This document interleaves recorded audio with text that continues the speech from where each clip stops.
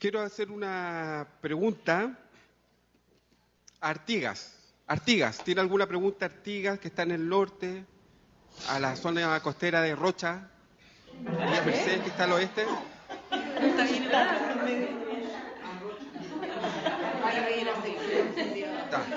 Ahí está Artigas. Saludos Artigas, salude por favor Artigas, saludos Artigas.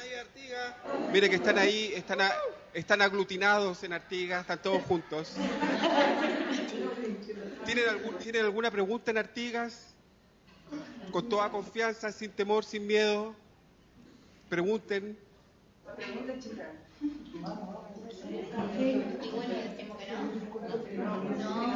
O si no seguimos, ¿están bien? Ya, bien. Bueno, saludo para Artigas. Bueno, Rocha. Rocha, ¿qué pasa con Rocha? Conectémonos con Rocha ahora, directamente. Me siento como locutor de televisión. Vamos con el móvil. Vamos con el móvil a Rocha.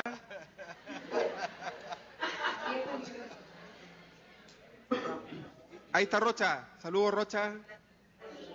Rocha, ¿tiene alguna pregunta? Sí, tenemos. Bien. Buenas, soy Ana Sequeira, policía, y también estoy cursando el tercer año de maestra preescolar, así que este tema está en la tapa del libro, como se dice. Mi pregunta es la siguiente. Los niños que han sido abusados o de cierta manera vulnerados, en la etapa más inicial, de 0 a 6 años, ¿cómo ustedes trabajan en el país suyo cuando reciben o cómo manejan la parte esa de abuso o vulneración a esa edad? Cuando un niño es víctima de vulneración y de abuso sexual, en particular entre 0 y 6 años, es sujeto de atención de otro programa que en nuestro país se llama Programa de Reparación de Maltrato Infantil, PRM. Se trabaja fundamentalmente primero con la protección del niño, si es necesario retirarlo o no, dependiendo de dónde sea la vulneración. Y, bueno, tan chiquitito yo no me atrevería a decir cómo se trabaja, porque mi especialidad tiene que ver con los jóvenes que realizan prácticas de abuso sexual. Ellos cuentan con otro espacio reparatorio, que es un programa de reparación de maltrato infantil grave. No, mira, para mayor información, bueno, para también los que están acá en la sala, el área de mayor especialización de Paicaví tiene que ver con el abuso sexual infantil. Y en el sitio web y pueden encontrar libros y guías que hemos publicado sobre el tema. Y luego, si requieren algo más particular, Aldeas Infantiles, de acá de Uruguay, tiene toda nuestra información. Entonces, por ahí, si tienen algún interés particular sobre el abuso sexual infantil, podemos colaborar con alguna entrevista por Skype o algo que podamos convenir.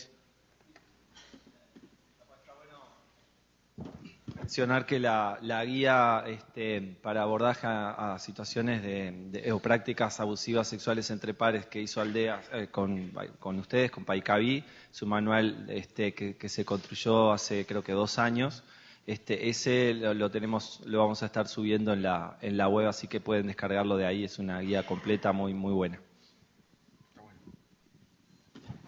De todas maneras, la página de Paicaví es www.paicaví con i latina y b larga .cl de Chile. www.paicaví y latina b larga .cl.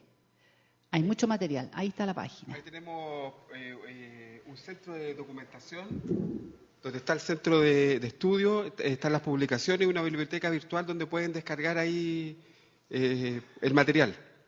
Quiero preguntar en Mercedes, si hay alguna pregunta en Mercedes. ¿Te gustó? ¿Te gustó la...? Que está al oeste, porque yo ya me conozco toda la geografía uruguaya.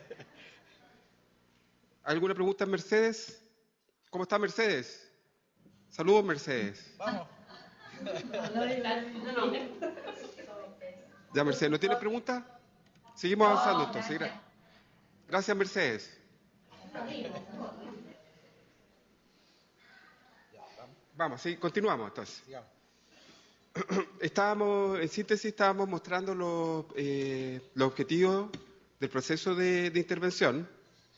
Vimos una carta explicamos lo que era la interrupción, el reconocimiento, mostramos una carta, y ahora vamos al elemento de la corresponsabilización. Entonces, el elemento de la corresponsabilización tiene que ver con fundamentalmente hacerse cargo de algo, pero responsabilizarse también tiene que ver con el daño hacia el otro, y responsabilizarse también tiene que ver con el aceptar las consecuencias de los propios actos.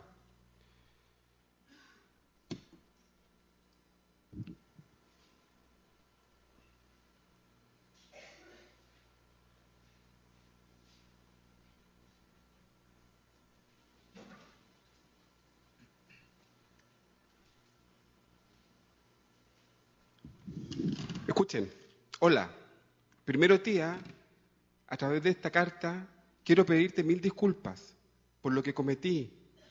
Sé que lo que hizo no estuvo mal, no justifica, pero quiero aclararle que en esa semana que el Lauta, una persona, me anduvo buscando. Yo andaba súper mal. Usted, tía, ha sido la mejor, me ha comprendido, me ha dado su apoyo. Lo que me ha dado su cariño. Sé que yo hace un tiempo atrás le pedí disculpas, pero que no bastó. También sé que le pedí perdón a mis primos, sus hijos, y así casi toda mi familia y a mi papá, etc. Aquí ya es un proceso donde ya se va sumando el daño al otro o la consecuencia del acto.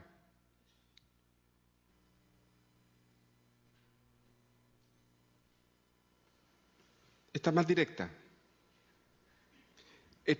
Cuando se dan los procesos de disculpa, se pueden dar de forma real o de forma simbólica, porque también hay una víctima que a veces no quiere aceptar las disculpas, y a veces yo tengo que aprender a vivir con la consecuencia de que el otro no acepte mi disculpa porque es parte de la consecuencia de mi acto. Por lo tanto, hay que prepararlos para eso, porque a veces quieren pedir disculpas dentro del proceso y la víctima a lo mejor no quiere recibir las disculpas, y eso se tiene que resignificar como parte de las consecuencias de los actos, que de alguna forma opera como un freno frente a nuevas conductas, porque ya puedo ponerme en la anticipación de que si lo vuelvo a hacer, voy a seguir perdiendo. Primero que nada, primo, pedirte perdón, ya sabes por qué. Yo sé que ese día, no me acuerdo muy bien, pero ese día no sé qué pasó. Tú sabías que el Lauta te apoya a ti, porque eres chico y todas las cosas. Tú sabías que le pedí disculpas al Ceja, que es otra persona, y a mi primo Carlos, tu hermano. Mauro, quiero pedirte perdón a través de esta carta, porque como todos saben, en la casa no me atrevo mucho, y ojalá algún día me puedas perdonar. Bueno, también hay que considerar el desarrollo del lenguaje, no hay que ser tan exigentes, no hay que ser tan exigentes, pero aquí hay elementos donde ya empieza a asomar la disculpa, pero todavía hay elementos que hay que seguir trabajando, porque no hay falta algunos elementos de emocionalidad.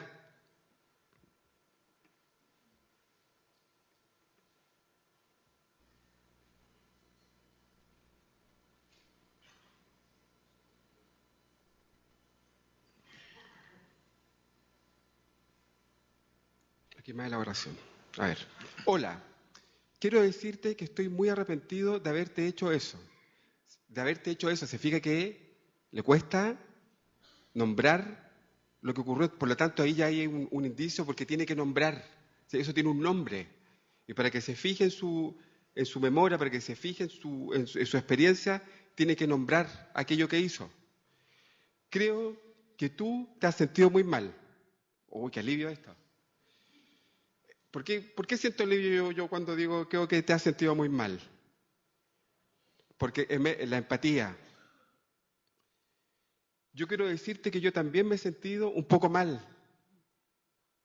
En doble implicancia. Te hice sentir mal a ti, yo también me siento mal, nos empobrecimos.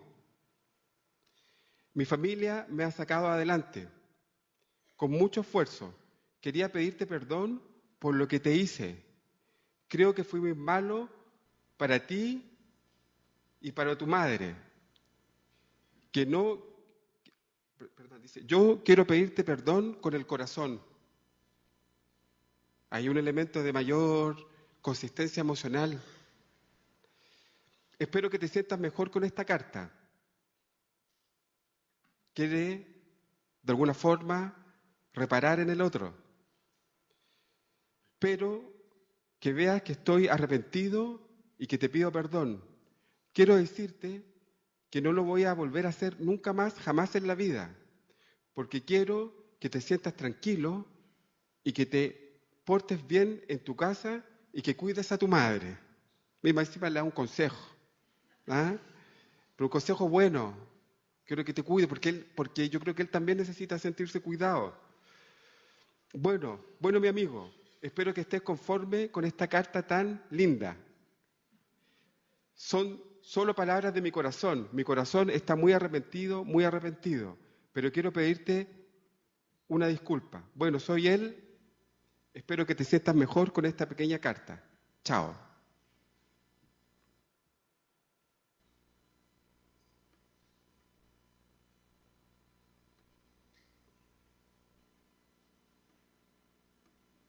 Como se fijan, la carta es una herramienta que nos permite mirar. No es la única, tenemos un montón de herramientas, pero quisimos mostrarle estas cartas porque de alguna forma puede mostrar los objetivos y puede mostrar el proceso. Dentro de la corresponsabilización, también hay una corresponsabilización que es de carácter familiar. Y aquí voy a dejar a la maestra. En la responsabilización familiar, justo no está funcionando. La puse. Ahí está. Búscase. Esta es otra técnica con la que nosotros trabajamos para abordar la responsabilización familiar. Es una técnica que se llama anclaje y que está basada en las constelaciones familiares, pero que se enfoca al trabajo de infancia. Entonces, es un set de madera donde la mirada es familiar, pero el trabajo se desarrolla en forma individual. Entonces, este dibujo, esta imagen, la hizo un adolescente, que es el que está allá. Las mujeres son redondas y los hombres son cuadrados. No sé por qué. Los hombres son cuadrados. Corresponde a la línea del genograma. Entonces, la indicación es que al joven o a la madre, pero en forma separada, se le plantea que existen estas figuras y que coloque a las personas que son más importantes en su vida, estén vivas o estén muertas. El adolescente realiza este trabajo y yo después le pido permiso para mostrárselo a la mamá. La historia es que él tiene 15 años, vivía con su mamá, hasta los 5 años vivió con ella. Ella tuvo que abandonar el país por una violencia importante, violencia conyugal con riesgo de muerte. Entonces se va del país, ella de profesión es enfermera y contrae matrimonio con un médico chileno, para que ustedes vean que esto atraviesa todas las clases sociales. Entonces, están separados durante 10 años madre e hijo y a través de las redes sociales logra conectarse la mamá con el adolescente. Ella había viajado antes a visitarlo a él, pero la familia paterna y el padre, en el discurso y la historia que le empezaron a contar al niño de 5 años, le dijeron: tu mamá te abandonó, se fue, es una mala madre, no queremos nada con ella. Y le cierran las puertas. Entonces ella nunca accede a verlo. Me contaba que se escondía detrás de un árbol para verlo salir del colegio, cosas así súper dramáticas. Finalmente logran reconectarse madre e hijo a través de las redes sociales y consigue autorización ya después de 10 años, o sea, cuando el adolescente tenía 15, consiguen autorización del padre para que él viniera a visitar a Chile a su mamá. quien ya tenía una pareja nueva y tenía una hijita de 5 años. La idea de la madre era poder quedarse con el adolescente y llega, después de un mes de haber estado, llega en enero y al mes él abusa sexualmente de la hermanita, de 5 años. Entonces, esta imagen claramente da una perspectiva, ¿no es cierto?, de cómo se siente el adolescente. Uno pudiera deducir, sin ser experto, en que el adolescente no se siente parte de este grupo familiar. ¿Lo ven? ¿Sí? En que lo miran a él, tengo que señalar que hay 3 tamaños, grande, mediano y pequeño. Lo esperable es que en términos de tamaño, él se viera un poco más grande que su hermana de 5 años. Sin embargo, se ve de la misma edad, del mismo tamaño. O sea, él y su trauma, imagínense, fue abandonado por su mamá a los 5 años, la edad que tiene la chiquita. Entonces, cuando yo le pido permiso para mostrarle esta imagen a la mamá, porque me parece interesante para poder trabajar la responsabilidad familiar, ella me dice, yo le pregunto, mira, se ve del mismo tamaño, yo no sé si la ve a la niña de 15 o si él se ve de 5. Y ella me dice, yo creo que se ve de 5, me dice, porque me ha pedido que le compre un biberón, una mamadera, para tomar leche con chupete. ¿Se fijan? Tiene 15 años. Me pide que yo lo vaya a buscar al colegio. A los 15 años los adolescentes lo que menos quieren es que los padres vayan a buscarlo al colegio. Y él, sin embargo, disfrutaba que todos sus compañeros supieran que su mamá lo iba a buscar al colegio. Claramente él había quedado la edad del trauma, ¿no es cierto?, de 5 años, y ve que esta niña tiene su padre y su madre, una familia aparentemente feliz, y realiza un abuso sexual. En el tratamiento que hicimos con Salvador, porque en ese momento trabajábamos juntos como dupla profesional tratante, comenzamos a restaurar esta historia de 10 años, de que la adolescente pudiera contar a la madre qué había pasado con él todo este tiempo y la madre a él. Había presencia de abuso transgeneracional en la familia de la mamá, porque un hermano de ella había abusado de una hermana de ella. Ella no directamente como víctima, pero ya había en la historia familiar un abuso sexual entre hermanos, que también era importante trabajarlo tanto con la madre como con el adolescente cuando se entera de esta noticia, como que es primera vez que empatiza con la niña. Cuando se entera del sufrimiento de la madre, como que logra ver el sufrimiento de su hermana. Pero antes de esa fecha no había sido capaz de conectarse emocionalmente con la víctima. Eso es una de las técnicas con las cuales nosotros trabajamos para el trabajo familiar y la responsabilización familiar. Muestra la siguiente. Ya de objetivo. Ya, perdón. Para que avancemos. Vamos avanzando. Ahí también consiste en que el joven se pueda incluir en ese grupo familiar, que tenga pertenencia a ese grupo familiar, porque él no se siente parte. Y trabajar el tema con el padre de él, que estaba ausente. De hecho, fíjense que este elemento que señala Nelly es un elemento que los biólogos le llaman como el caldo de cultivo, que es como es un elemento que de alguna forma es predisponente, predispone a algo, genera un piso para que ocurra un fenómeno ahí. Y fíjense que está este piso y él está viendo una película por el cable y se asoma una escena erótica en el cable. El adolescente tiene 14 años, 15. Y obviamente que ve esta escena erótica y en esta revolución hormonal él se excita. Pero es una excitación en esa historia, en la historia que está él. Entonces él termina de ver la película y el registro de la película le queda dando vueltas en su cabeza, en su mente, le vamos a decir, en su mente. Y él va transitando por la casa y de pronto la hermana le dice que se siente sola, que tiene susto y que si la puede acompañar, se puede acostar con ella. Él se acuesta con ella y resulta de que se le asoma la película en la cabeza y emerge desde ahí una distorsión de carácter cognitivo también, porque imagina que esa niña, que es su hermana, es la niña de la película. Entonces se excita, la toca y en un momento que la está tocando y que es un fenómeno que le ha pasado a varios niños que están tocando y de repente se van como en blanco o se dan cuenta como de repente para y se da cuenta que es la hermana, pero ya la había tocado y sale desde ese lugar. Obviamente que ahí tiene una distorsión cognitiva porque ve a su hermana como si fuera grande. Por lo tanto, esa distorsión cognitiva después hay que volver a trabajarla. Él había sido abandonado por su mamá. Por lo tanto, a él lo abandonan a los 5 años. Y resulta de que su hermanastra, ¿qué edad creen que tenía? 5 años.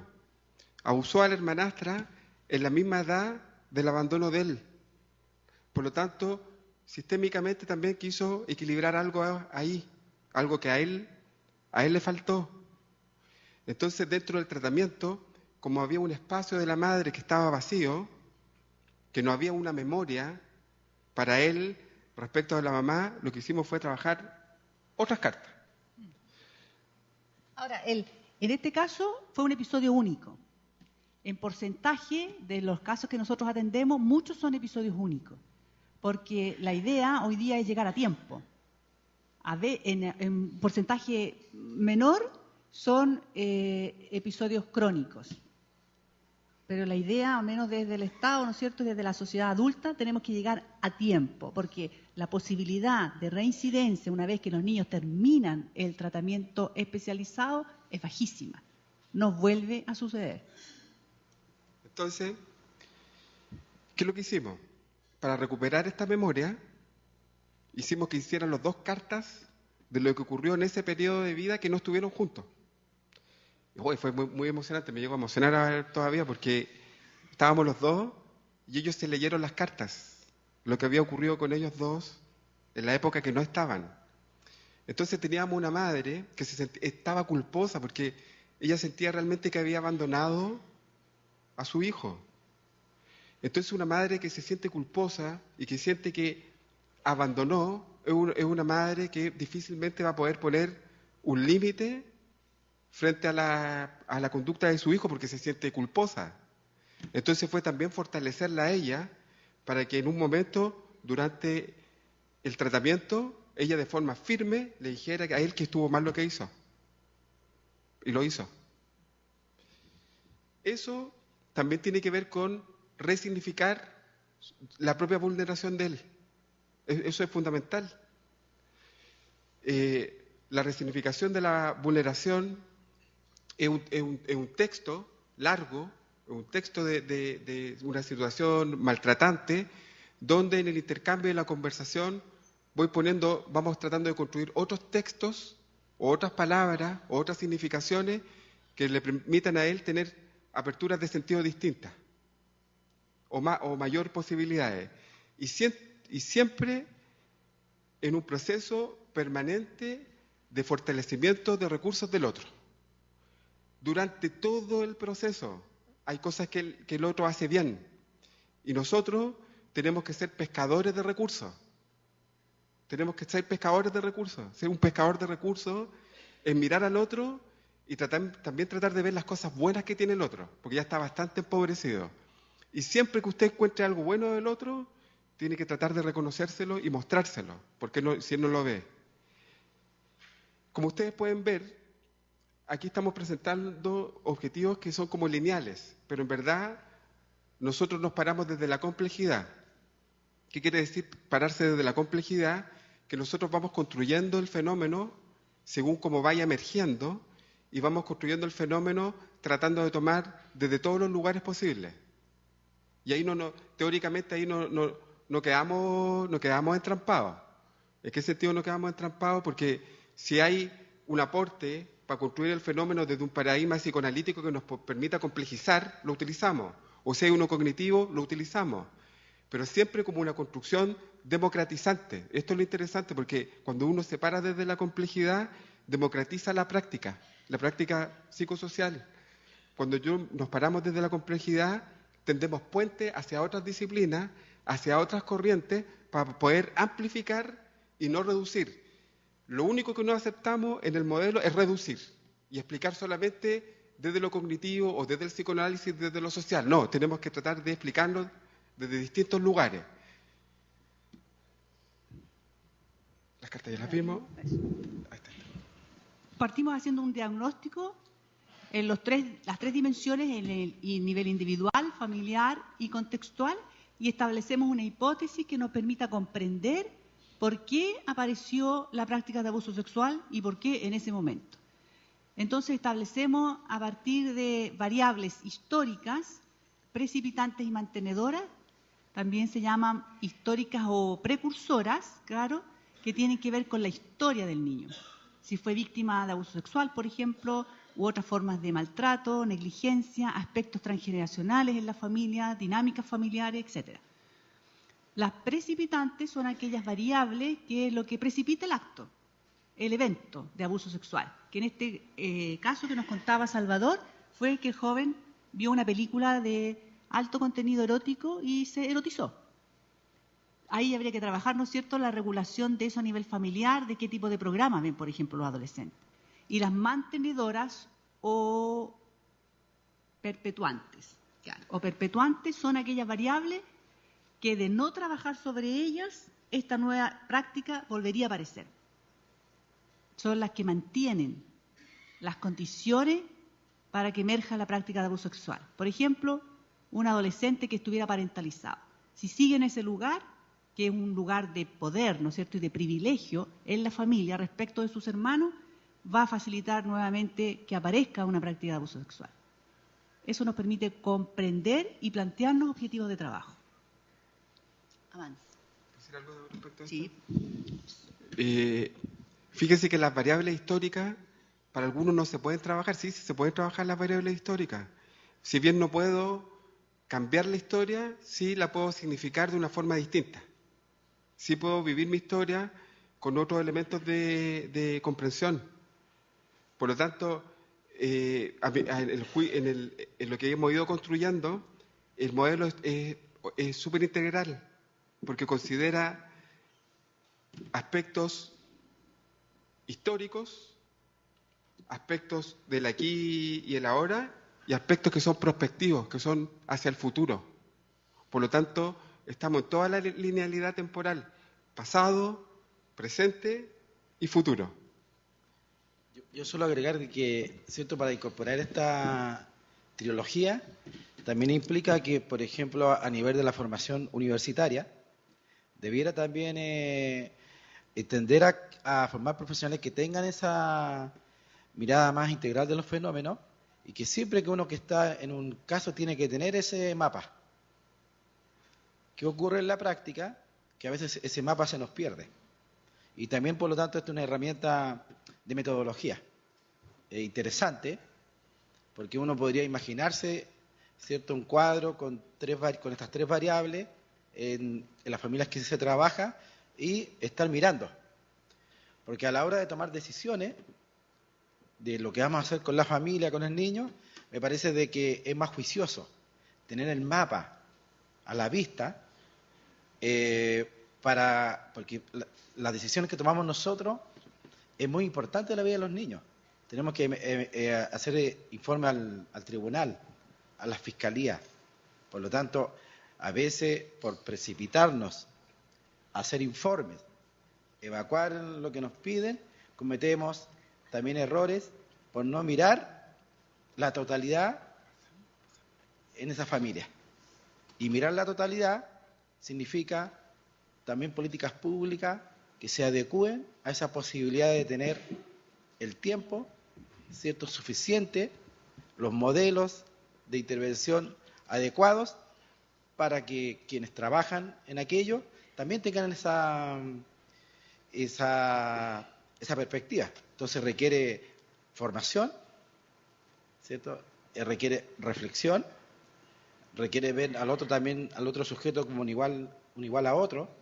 Por lo tanto, creo que cuando uno se va metiendo en estos temas, es interesante para nosotros, pero también es una manera de una cierta pedagogía que permitiría, creemos, también a nosotros hacernos más responsables y cuidar de que aquello que vamos a decir el lenguaje que vamos a ocupar no va a estigmatizar, no va a hablar solo de aquello que no hace bien la familia, sino también de aquello que hace bien la familia. Voy a ir avanzando en honor al tiempo. Poco tiempo que queda.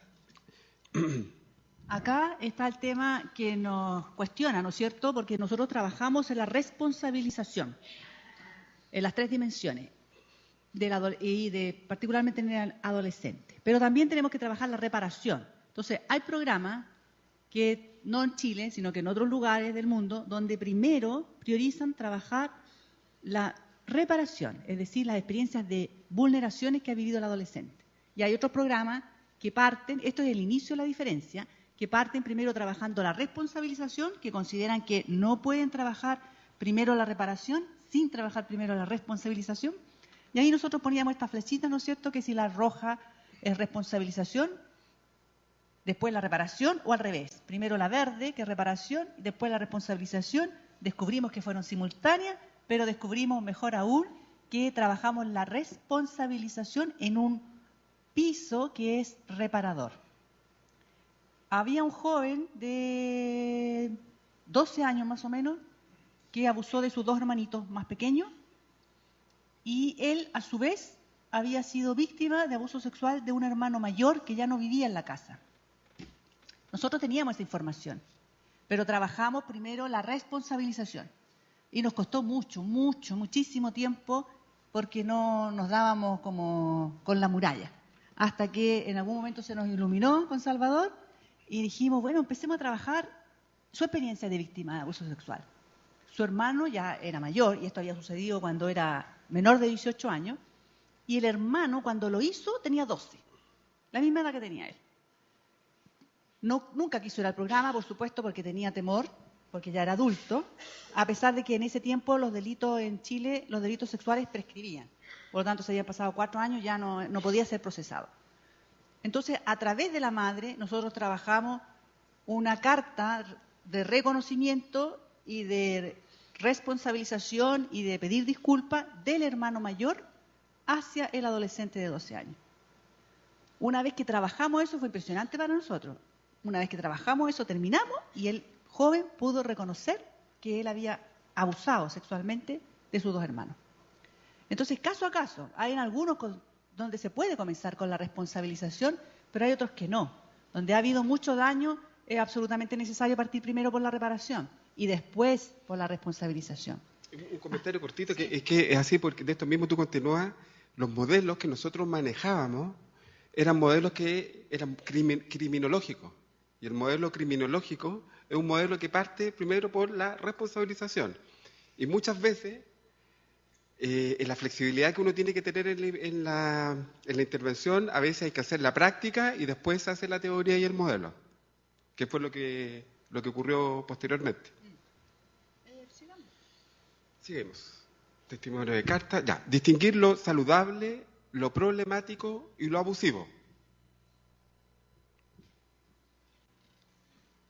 Cuando estábamos trabajando nosotros en nuestro programa, nos llegaban muchas situaciones en que no era abuso sexual. Nos dábamos cuenta después con el tiempo que más bien correspondían a conductas sexuales problemáticas. También en colaboración, ¿no es cierto?, con aldeas infantiles ya desde el año 2014 más o menos, nos vimos en la necesidad de diseñar material que nos ha servido muchísimo para nuestra propia reflexión y trabajamos con distinguir las conductas. ¿Cuándo es abuso? No todo es abuso. Cuando es todo o nada, quedamos en los 2 extremos, ¿no es cierto? No problematizamos, nada es abuso, o después nos vamos al otro extremo, todo es abuso. Entonces trabajamos con 3 guías, que vamos a mostrar solo una, creo, ¿sí? Las gráficas de Johnson, que nos permite saber qué es lo esperable en conductas sexuales en niños, qué sería lo esperable. Trabajamos con qué sería lo problemático y qué sería lo abusivo. Hay unas gráficas que diseñó un compañero nuestro, que es Francisco Romero, pero trabajamos también y mostramos en el curso un checklist, ahí sí avanza, sí, es de Carol Carson, que ella es trabajadora social inglesa, donde define 7 tipos de variables y cada una de ellas clasificándolas en esperable, problemática o abusiva.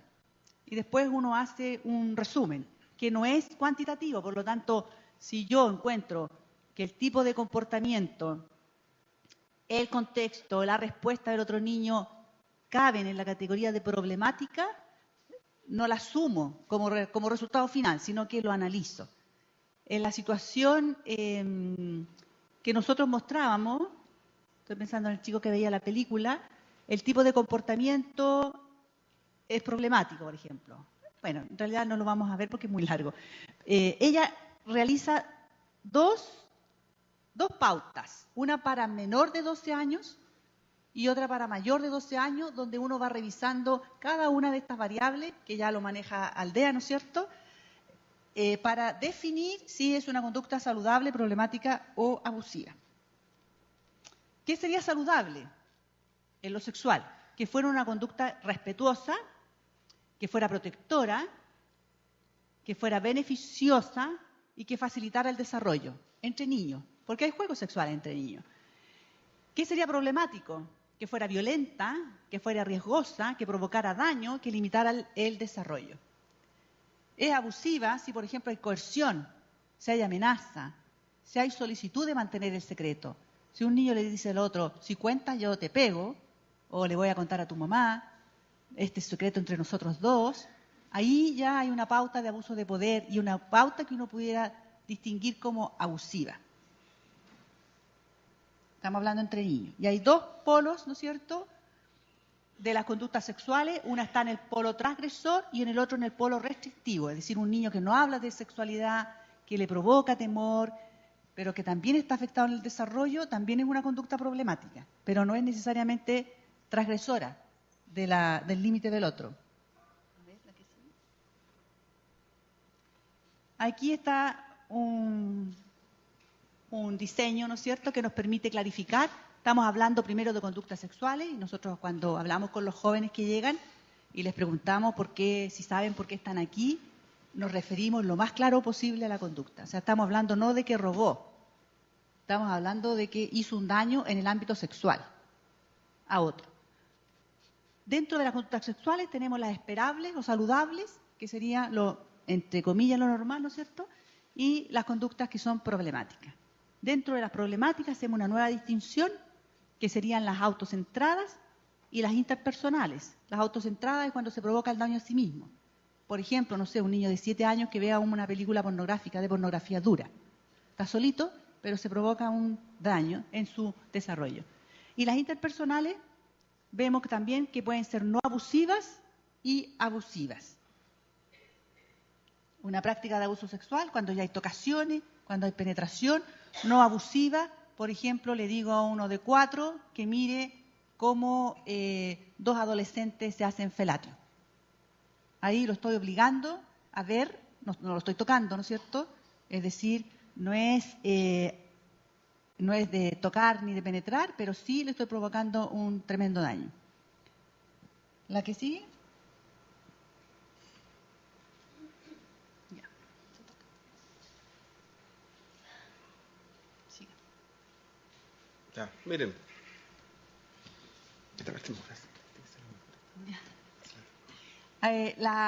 Desarrollamos trabajo de prevención en las residencias o en los hogares de protección de la siguiente manera. Uno son los manejos cotidianos, es decir, yo estoy en la residencia y me encuentro con una situación de una conducta sexual entre niños. No sabemos si en ese momento es abusiva o es problemática, pero algo pasa ahí entre niños y yo me encuentro frente a esa situación y tengo que dar una respuesta. ¿Qué hago? ¿Cómo reacciono? Trabajamos sobre eso y también trabajamos sobre momentos planificados, es decir, ya una acción dirigida de talleres, ¿no es cierto?, para prevenir. Por lo tanto, pueden ser todos los niños de la residencia o todos los niños del colegio, no necesariamente la población vulnerable la que presenta la acción o la que es víctima. ¿La que sigue? En las intervenciones cotidianas, sigue nomás, tenemos que me encuentro con la situación y quedo estupefacta, no sé qué hacer, porque me pilló de sorpresa. Pero evalúo inmediatamente, mentalmente, qué es lo que voy a hacer.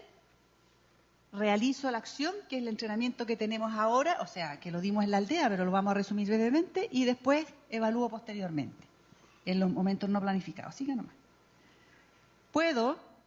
Me encuentro con la situación, si pienso rápidamente que es esperable, veo 2 niños de 4 años mostrándose sus partes íntimas, sus genitales, es esperable.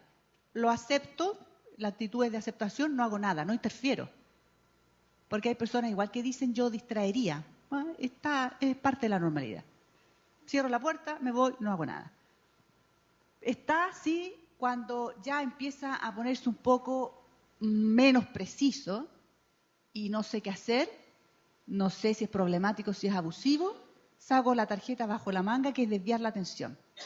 Entonces saco a los niños de lo que están haciendo, les propongo una actividad distinta y después yo evalúo qué es lo que tengo que hacer, si fue problemático o fue abusivo. Y esa es la respuesta formativa, que es la que queremos mostrar a continuación. En la respuesta formativa está: descubro una conducta sexual, ¿cierto? No sé si tengo o no tengo que intervenir. ¿Será esperable? ¿Será problemático? ¿Será abusivo? Interrumpimos la práctica de los niños y mantenemos la supervisión. La otra. Y la otra. Ahí. La respuesta formativa. Descubro la conducta, por ejemplo, una niña de 6 años frotando sus genitales en un mueble. Yo ya los distraje. Hice la primera intervención, entre comillas, ¿no es cierto? Es que yo me di cuenta, distraje la atención de los niños, ahora tengo la posibilidad de conversar más tranquila con el autor o la autora, el que lidera la práctica sexual. Tengo la posibilidad de conversar con él o con ella. Lo primero que hago es nombrar la práctica.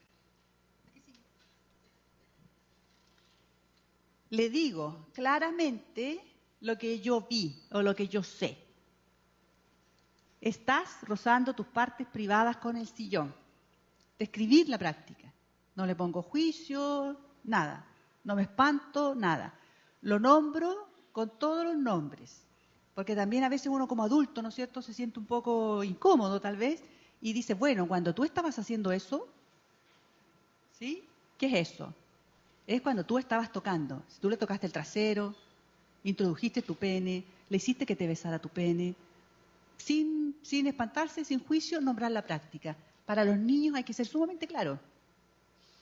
Sumamente claro. Después, reflejo la emoción que pudiera estar sintiendo aquel niño o niña para realizar esa práctica. En este caso sería, yo sé que a veces hacer eso se siente bien, se sienten unas cosquillas ricas. O sea, interpreto lo que él o ella pudiera estar sintiendo. Imagino, por ejemplo, les voy a contar que un chico que vivía en una residencia en Chile, en la aldea, abusó sexualmente de una compañerita de casa. Nosotros empezamos a trabajar con él y luego nos dimos cuenta, porque él volvió a hacerlo, estando en tratamiento con nosotros, y le preguntábamos a la cuidadora qué había pasado. ¿Qué pasó antes?, le decían. Bueno, el día anterior la madre lo había ido a visitar después de 7 años y había desaparecido de nuevo. Entonces el niño, por segunda vez, ¿no es cierto?, reacciona ante una tremenda frustración, que es como que su madre venga y desaparezca como un cometa. Se regula emocionalmente realizando un abuso sexual contra la otra niña. Si yo tengo esa información, el reflejo podría ser, yo sé que tú estás triste, ¿sí?, porque tu mamá ha venido y prometió venir y no regresó. La que sigue, por favor. Esos son algunos de los afectos que pueden motivar a que un niño realice una práctica de abuso sexual. Sentir curiosidad, soledad, tristeza, confusión, rabia, excitación, amor erotizado. Lo que busca conocimiento, busca afiliación, busca placer, busca entender vivencias, justicia, atención, regulación emocional. Después que yo reflejo lo que posiblemente esté sintiendo, establezco límites. Pero el sillón no está limpio y te podrías dañar. Además, eso es privado y lo haces aquí en la sala. En el caso que yo cuento, yo podría decir, ¿no es cierto? Pero tocar a tu compañera de casa provoca daño en ella, no es bueno hacerlo, y ofrezco una alternativa, la final, ofrezco una alternativa. Que en este caso es, y si la próxima vez que te quieras sentir bien juegas a otra cosa, puedo dar ideas, y si la próxima vez lo haces estando solita en tu cuarto y sin el sillón, en el ejemplo que yo doy, podría decir, y si la próxima vez, no sé, vas donde la tía y le cuentas tu tristeza de por qué tu mamá no regresó a la visita, parece simple, pero es bastante efectivo, sobre todo con los niños. Los niños tienen hartas posibilidades de cambio, mucho más que nosotros los adultos.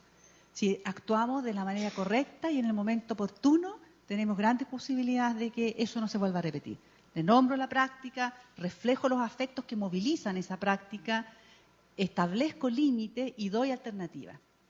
Y esto funciona también no solo para las prácticas de abuso sexual, pero al menos nosotros lo usamos bastante como respuesta formativa en niños y niñas que realizan abuso sexual. Cuando es en el momento, no cuando pasó, como este chico que abusó de la niña de 5 años, que estaba viendo la película, y después viene a nuestro programa. Ahí nosotros tenemos que hablar sobre algo que ya pasó. Pero en el momento de la residencia, cuando yo lo sorprendo, esta respuesta puede ser muy efectiva.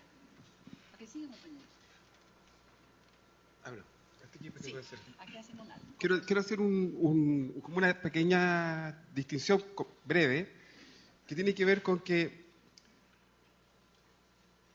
el qué mirar, que tengo que ir a mirar, porque a veces nos confundimos entre el juego sexual, situaciones problemáticas y situaciones abusivas.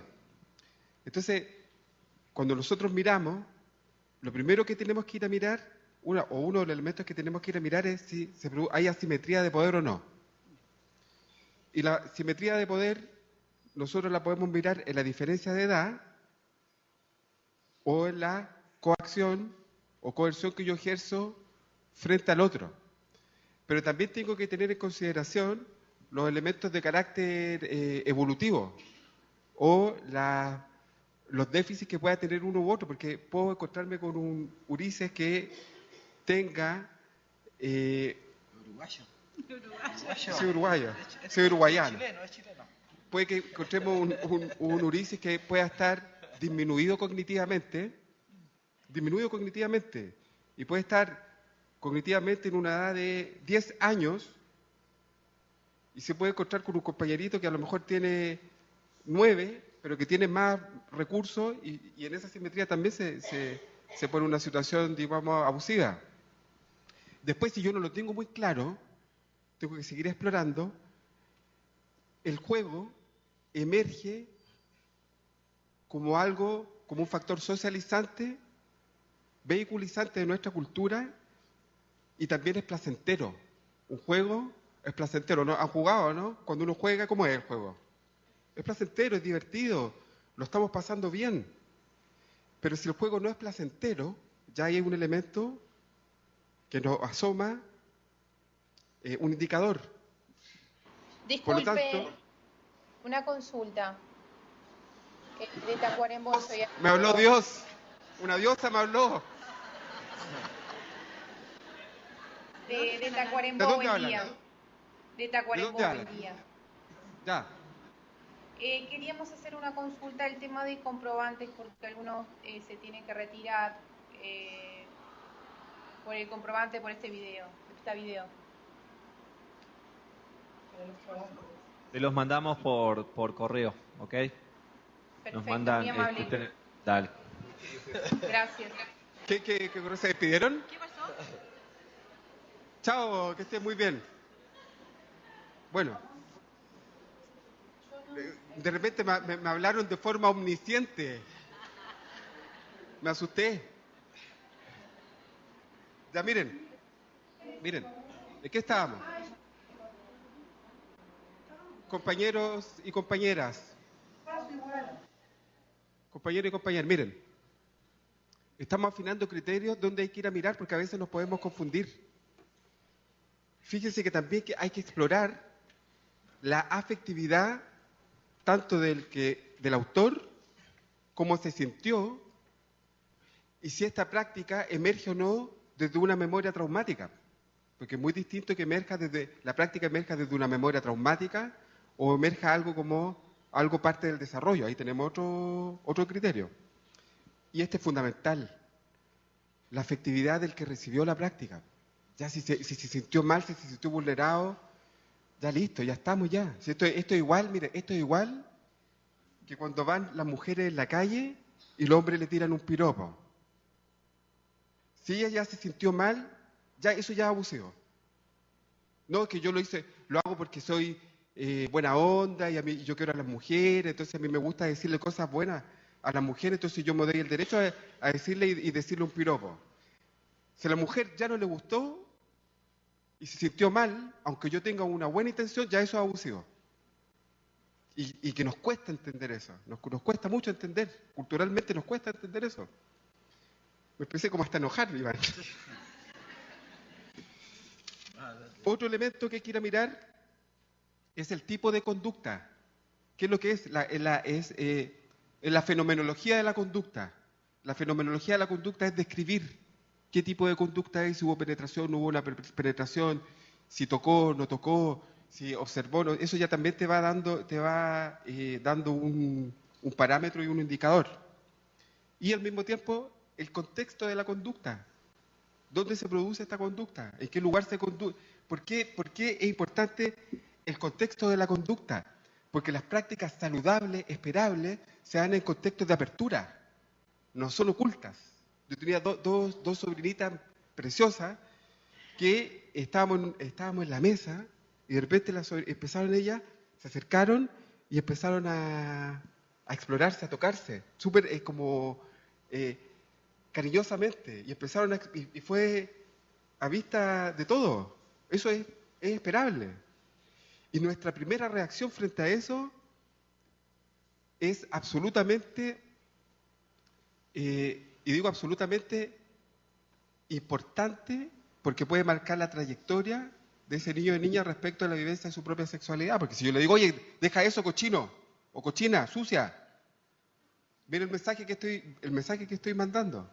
Por eso, el contexto, el lugar, lo público o lo privado, es muy importante cuando se produce este tipo de conducta. Y una conducta esperable, saludable, uno la puede interrumpir y no hay persistencia en el tiempo. A veces no hay persistencia en el tiempo de esa conducta, por lo tanto hay otro tipo de indicador. Bueno, ¿qué hora es? Deja contar una para que respires. Ya. Mira, un caso familiar. Me parece que en el tema de la sexualidad infantil, bueno, la primera conciencia que tenemos que tener, pero asumir, es que somos seres sexuados. Por lo tanto, todos los niños viven también su propia sexualidad. Y ahí hay una negación. Mi hipótesis es que también nosotros como adultos nos negamos a expresar y hablar de sexualidad, por un montón de motivos que no hay tiempo para trabajar, pero ahí hay un elemento también muy fundamental para empezar a desatar algunos cabos, porque si nosotros adultos no comprendemos y no nos hacemos cargo de nuestra propia sexualidad, ¿cierto? Y reconocernos en aquello, es menos probable que podamos pensar de que el desarrollo sexual de los niños. Yo tengo 4 hijos de distintas edades, pero tengo ahora un hijo de 8 años, que es Tomás. Me recuerdo que la primera vez, estábamos en un momento en una habitación con mi mujer y yo tengo 3 mujeres y un varón. Entonces, la Paulina se llama mi mujer, está sacándole el pañal a Tomás y me llama, así como, Iván, me dice, ¿qué? Es que no sé qué hacer, porque destapa a Tomás y Tomás tenía su pene erecto, pequeño, chico. Y la tendencia es a ocultar. Y sabemos por estudios, por múltiples experiencias que hay, que parte de la sexualidad adulta sana tiene que ver, ¿cierto?, con el desarrollo sexual sano a temprana edad, la estimulación, ¿cierto?, la libertad de reconocer y recorrer el cuerpo. Y lo que uno hace es privarse de esa posibilidad, y lo hace con sus hijos. Por lo tanto, ella es trabajadora social, igual que yo, pero no estaba, y seguramente estudió que esto ocurría en la vida de los niños, pero a la hora de enfrentarse a esa experiencia, tú también te enfrentas con tus propios fantasmas, tus propias construcciones culturales, y ahí hay un tema, me parece que es neurálgico, que es relevante, que todos los equipos que trabajamos en desarrollo a la infancia, también a la base tiene que haber formación profunda respecto a temas de sexualidad infantil. Sería como una asignatura transversal, porque nos enfrentamos a cada rato con eso, con ese elemento. Por lo tanto, me parece que ahí hay una cosa que quería compartir, porque también somos de la tesis en el Paicabí, que en la medida que nosotros hacemos buenas prácticas, que nosotros nos reconocemos también en aquellas cosas que nos hacemos bien, podemos comunicarle a otros la posibilidad de hacer cosas diferentes. Si yo soy un padre que maltrata a mi hijo, ¿cierto?, o tengo cuidados negligentes, no puedo hablar en este lugar. Y si hablar en este lugar, aunque sea padre negligente, seguro que lograría alguien perceptivo decir, mira, en verdad, aquí hay puro discurso, pero no sé, no le creo, no que sea posible eso. Por lo tanto, me parece que todo el tema de aprender de la consistencia y la coherencia también son elementos fundantes en cualquier intervención. Nos quedan 26 minutos, entonces nos gustaría poder conversar unos 15, 20 minutos y después Iván va a finalizar y les va a mostrar la página. Seguramente él, como el director ejecutivo, los va a invitar a todos con los gastos pagados a Chile para que vayan al Congreso que está allá, así que se lo planteo como un desafío, Iván. Está todo listo.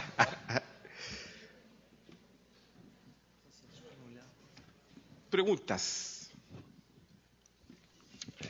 Sí, claro. Y después a las localidades. Y después las localidades también les vamos a preguntar. Así que atentos todos. Sí, Atentos Uruguay. quería hacer una pregunta. Ustedes habían mencionado hoy cuando comenzaron la exposición acá, distintos objetivos de trabajo. Y empezaron el primero, el segundo, el tercero, luego se le dio paso a Nelly para que hablara del trabajo con la familia. Bueno, me gustaría si pudieran retomar y decirnos de nuevo los distintos objetivos que van trabajando a lo largo del proceso. Podemos mostrar la misma lámina, ¿sí? El objetivo es, primero, la interrupción, asegurar la interrupción de la práctica de abuso sexual.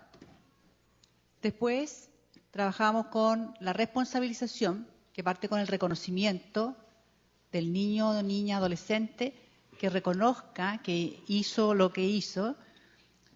El acto después de responsabilización, todo es proceso, nada es de un día para otro. En la responsabilización, tanto en la responsabilización, en el reconocimiento y en la interrupción, trabajamos las 3 dimensiones. Después trabajamos con la resignificación de las propias experiencias de vulneraciones. Si el niño ha sido víctima de abuso sexual, maltrato infantil, negligencia, etcétera, en su historia de vida. Y finalmente con el fortalecimiento de recursos tanto a nivel familiar como individual. Esos serían más o menos los objetivos. En la corresponsabilización nos hacíamos la pregunta, ¿cómo sería la corresponsabilización contextual? Y decidimos que yo como directora puedo ingresar a la sala de atención cuando están los niños o adolescentes y poder hacer un acto de reconocimiento y de responsabilidad contextual como sociedad. y decirle, si un niño no es víctima de ningún tipo de vulneración, es bien cuidado, bien tratado, no debería estar en nuestro programa. Por lo tanto, yo asumo que en tu vida tú lo has pasado mal. Y nosotros como mundo adulto, en ese momento no estuvimos ahí para ti. Nosotros nos hacemos cargo de nuestra falta. No estuvimos cuando tú nos necesitaste. Porque los chicos nos dicen, ¿y por qué me voy a responsabilizar o a hacer cargo si cuando yo fui víctima nadie hizo nada por mí? Ese es como su frecuente alegato. Y ahí hacemos una responsabilización contextual, en la medida de lo posible, porque en el fondo es un discurso de no estuvimos como mundo adulto, dejamos que eso pasara. Y hoy día nuestra queja es que él realiza una práctica de abuso sexual. Entonces hoy día como que el problema es de él. ¿Sí? No sé si quieren decir algo. ¿Se puede levantar, por favor, para Sí. eso? Sí, no sé si se escucha. ¿Se escucha? En la diapo esa que estaba, en los dos últimos objetivos, el de resignificar la vulneración y el de fortalecer los vínculos con la familia. ¿Cuándo sucede? Porque no, en los ejemplos que citaron, quizás están, pero yo no lo vi, que un niño de, suponte, 5 años, comete un abuso hacia otro compañerito y él lo reconoce y da como explicación, lo hago porque a mí me lo hace mi papá, por ejemplo, mi abuelo, un vecino al que me mandan diariamente a jugar.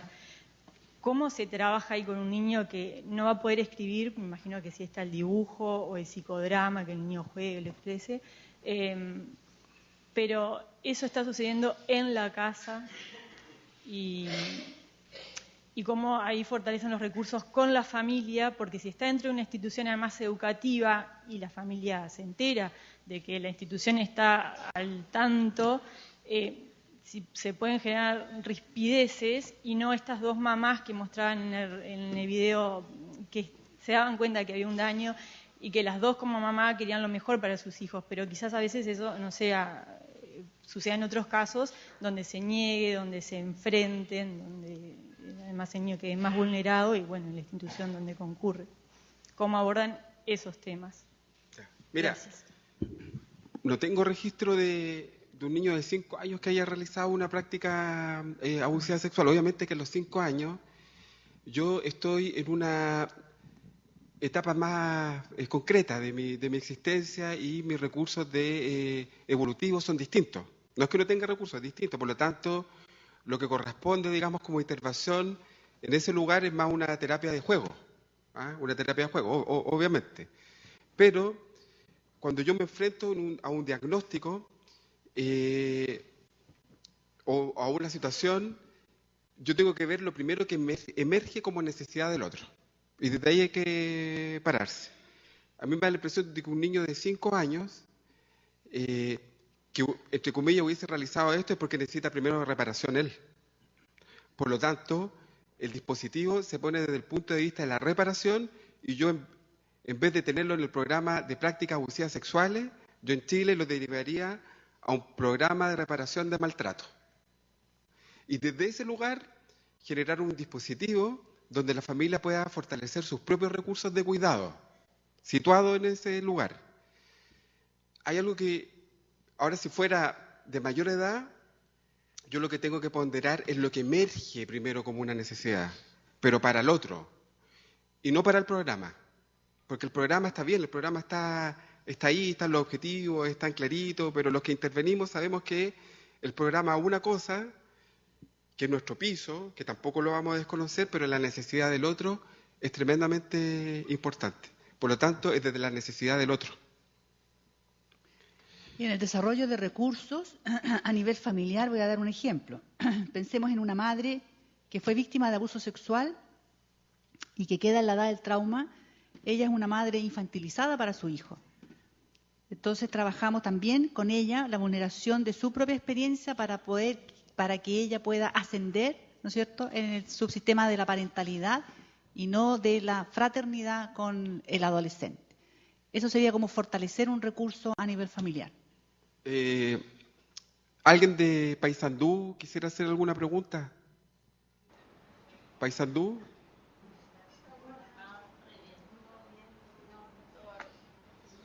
¿Todo bien? Un aplauso para la compañera que se quedó sola ahí, porque estaba sola ahí. ¿Qué pasó? Paysandú. ¿Cómo estamos, Paysandú? ¿Alguna pregunta, alguna duda? Saludo a Paysandú. ¿Todo bien? Mira, ahí está Tocuarembo, la que se quedó ella. Tocuarembo. Aguante, Tocuarembo. Vamos.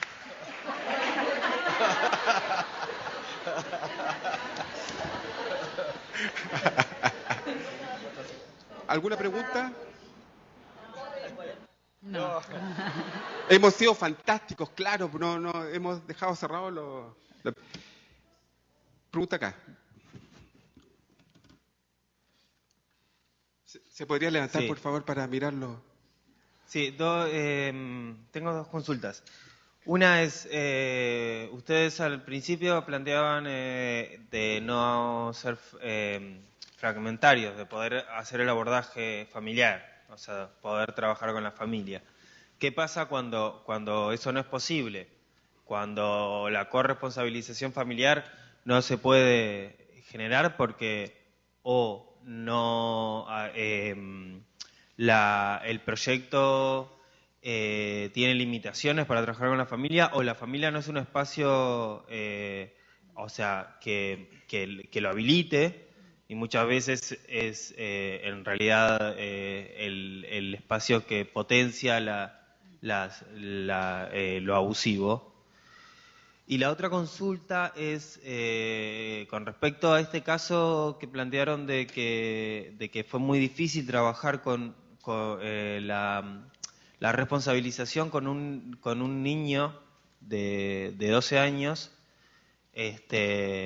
y lograron trabajar la reparación para luego y ahí sí poder trabajar la responsabilización.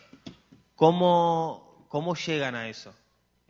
Cuando se enfrentan con un niño que se justifica mucho o responsabiliza a la víctima, y insiste con eso, ¿cómo llegan a ver por qué está haciendo eso? ¿O qué otra cosa hay?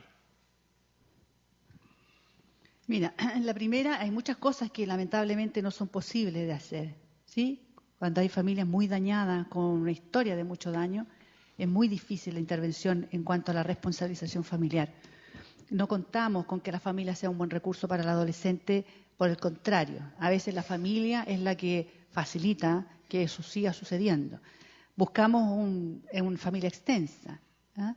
En un sentido es bueno para nosotros que sean adolescentes, porque cuando las familias son muy vulneradoras, al menos el adolescente tiene la posibilidad de escapar.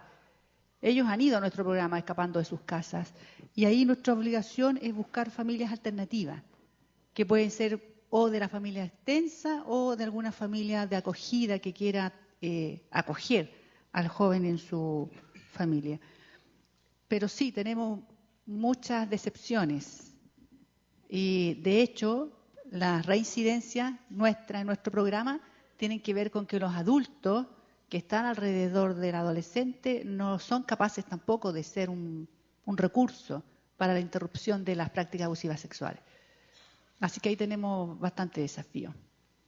Y respecto de lo otro, era cómo llegamos a que si el chico no reconocía o no se responsabilizaba, era porque era víctima. Algo así era la pregunta, ¿cierto?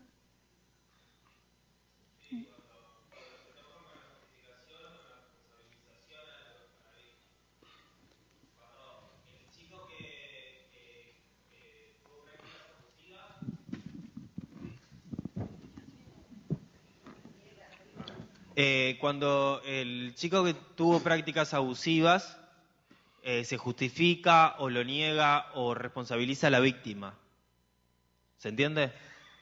Y insiste en eso, ¿cómo llegan a buscar otra, en esta flexibilidad que planteaban, cómo llegan a buscar la respuesta a eso? Mira, es que gracias por la pregunta, porque cuando uno expone a veces aparece como un proceso muy como altamente estructurado, pero muy como lineal. Mira, si no reconoce, no nos quedamos pegados en el objetivo del reconocimiento, porque si uno reconoce, porque ocurría que a veces en esta lógica mecanicista o secuenciada, o en esta lógica a veces de pensar como árbol, desde una raíz que llega a un fruto, si yo pienso linealmente el objetivo, desde una raíz hacia un fruto, si voy a la parte del desarrollo del tronco y el tronco no avanza, no voy a llegar a los frutos.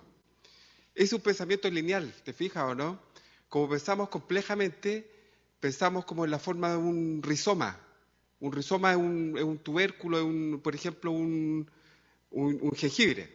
Un jengibre. El jengibre tiene distintas entradas, ¿cierto? No parte de una raíz de afuera, por lo tanto, independientemente del lugar donde tú vayas a entrar, de la zona del jengibre, va a reproducir la problemática total del sujeto. Por lo tanto, si me quedo pegado en el reconocimiento y no avanzo, tengo que tomar otro elemento que lo que busque es reducir la probabilidad de reincidencia. Nuestro objetivo de programa es reducir la probabilidad de reincidencia, reducirla. Y también se puede reducir la probabilidad de reincidencia trabajando otros factores, como la autoestima, recursos de habilidades sociales, etcétera. Pero para trabajar el reconocimiento hay un elemento que es fundamental. Y el elemento fundamental es la construcción del vínculo o de la alianza terapéutica. Si tú me preguntas si una persona tiene resistencia frente al reconocimiento y yo tengo buen vínculo, le tengo que decir conscientemente también. Para el reconocimiento tú tienes que generarle una certidumbre al otro. Una certidumbre que logre que reconociendo, él no va a seguir perdiendo. Porque ¿qué es lo que pasa? Que a veces se produce esta situación de práctica abusiva sexual y la primera reacción del contexto es una relación fuerte. Es una sensación de pérdida de un montón de cosas. Entonces, el que va a reconocer después en otro espacio tiene miedo muchas veces a que las consecuencias vayan a seguir profundizándose en él. Por lo tanto, hay que generarle un piso de base segura donde yo pueda aceptar al otro a pesar de lo que él hizo. Es una seguridad, es una certidumbre que se le ofrece. Y eso ha destrabado mucho reconocimiento. Ahí damos un salto, dejamos de hablar de la responsabilidad. Hablamos de otros temas, hablamos de la educación sexual, hablamos de género, revisamos la música de los jóvenes respecto del género, trabajamos con la familia, hacemos otras cosas y después volvemos sobre el tema. Bien, sabemos que lo que hemos hecho ahora en este breve espacio de tiempo es un resumen que quiere mostrar como el mapa desde donde nosotros hacemos lo que hacemos. Vamos a ir terminando la jornada. Nosotros hacemos formación. Bueno, primero, al igual que todos los que están en este lugar, atendemos niños. Los que estamos en esta mesa, en nuestras vidas profesionales también hemos atendido niños. Nelly y Salvador atienden en la actualidad. Por lo tanto, lo que hacemos cuando hacemos formación es que quienes hacen la formación también conocemos de la vida cotidiana de lo que implica el trabajo con los niños y las familias. Desde ese lugar nos paramos y motivamos también a las organizaciones de acá de Uruguay a que busquen aquello que hacen en su trabajo cotidiano y que pudiera ser de interés también para las organizaciones y las familias de Uruguay, pero también de los otros países. Esta experiencia de trabajar con chicos con prácticas abusivas arranca hace 14 años en Valparaíso con una dupla psicosocial que se da cuenta de que empieza a emerger, ¿cierto?, esta figura del adolescente que agrede o abusa a los niños y las niñas. Hace 14 años. No bastó con darnos cuenta de que eso ocurría. Como Paicaví decidimos hacer algo, que es súper importante.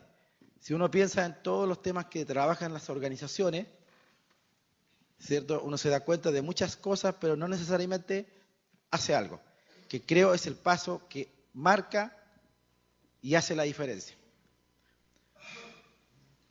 En esa diferenciación, para hacerlo bien corta, en nuestro país se convirtió en política pública. Hoy día se desarrollan más de 14 programas, se atienden más de 1000 niños, no solo la ONG Paicaví, porque nosotros queremos que nuevas organizaciones, otras ONG, puedan florecer en los territorios. No hay cosa mejor que organizaciones asentadas en los territorios, con identidad territorial, para desarrollar el trabajo, porque uno pone corazón y razón a lo que uno hace. Esa misma experiencia, esa microexperiencia nacida en Valparaíso, nos ha permitido estar en más de 10 países de América Latina, en una alianza que queremos y agradecemos profundamente, porque aldeas infantiles de América Latina y aldeas infantiles en los países también reconocen, ¿cierto?, que en su historia, en su trayecto, hay cosas que no se hicieron de la manera que tendrían que haberse hecho. No por no saber, sino que muchas veces, y eso también tiene que ver con la imposibilidad muchas veces de abordar las cosas, que la violencia, el abuso sexual, las prácticas abusivas sexuales son fenómenos invisibles. Yo siempre sostengo, todos los que estamos en este lugar somos ciegos frente a algo. Siempre somos ciegos. Y más aún en la intervención social. Si no fuéramos ciegos, seguro que tendríamos receta para resolver los problemas sociales. ¿Cómo resolvemos la ceguera colectiva? Bueno, abriendo los ojos de manera colectiva, haciendo contribuciones. Los invitamos a que nos abran también los ojos a nosotros, de aquello que nosotros no vemos en los fenómenos sociales. Y me parece que hay una responsabilidad compartida. Nos nutrimos también mucho en nuestra ideología o sustento ideológico de lo que nos plantea, ¿cierto?, Paulo Freire. Esta idea de que todos somos educadores y educando al mismo tiempo. Me parece de que es una reflexión, una máxima maravillosa, que si uno la llevara al trabajo cotidiano, al trabajo con los niños y las familias, pienso que marcaría una diferencia importante. Y también nos nutrimos de una ética y una consistencia a través del tiempo. Me parece que un trabajo social sin ética es vacío. Un trabajo social sin coherencia es vacío. Un trabajo social que no conecta la razón con el corazón, ¿cierto?, también es vacío. Tienen que las cosas ir en amalgamadas. Promovemos y agradecemos también a INAU, ¿cierto?, por brindarnos junto al Día Infantil de Uruguay esta tremenda posibilidad. Nosotros estamos más agradecidos de ustedes que ustedes de nosotros, porque buscamos, ansiamos de que más personas, más organizaciones tomen conciencia de que es importante, que es vital, que es fundamental incorporar políticas públicas que estén vinculadas a la detección oportuna de niños y niñas que con prácticas abusivas, de implementar equipos especializados que brinden atención terapéutica, porque los equipos uno no es suficientemente bueno en todo, y muchos de los casos de los chicos con prácticas abusivas requieren especialización. Nosotros igual brindamos en Chile, porque todos hemos tenido experiencias académicas también, brindamos en Chile formación con universidades, desarrollamos diplomados a nivel nacional y estamos a 1 hora 45 minutos de Montevideo, muy cerca, es como para nosotros ir de Santiago a Temuco, así que con INAU, con Aldeas Infantiles, me parece que podríamos después hacer un proceso de formación de especialización. Estos 2 horas requieren de un proceso de especialización para ir generando lo que esperamos en los países, política y personas preparadas. Los quiero agradecer profundamente también a Aldea Uruguay. Gracias, lo hemos pasado muy bien. en este lugar, y lo comentábamos, energéticamente hablando, nos hemos sentido pero muy bien acogidos. ¿Por qué? Porque nosotros nos sentimos también pares. Lo único que aportamos y que marca una diferencia es que nuestras prácticas sociales las convertimos en saber, y ese saber lo compartimos con otros, que es lo que nos plantea también Paulo Freire. Por lo tanto, me parece de que esa particularidad también la puede adquirir cualquier organización de este lugar. Los quiero invitar a un cierre y que me acompañen en este cierre. Ustedes sentados nomás, me acompañan con los tú eres el... Bien. Vamos a...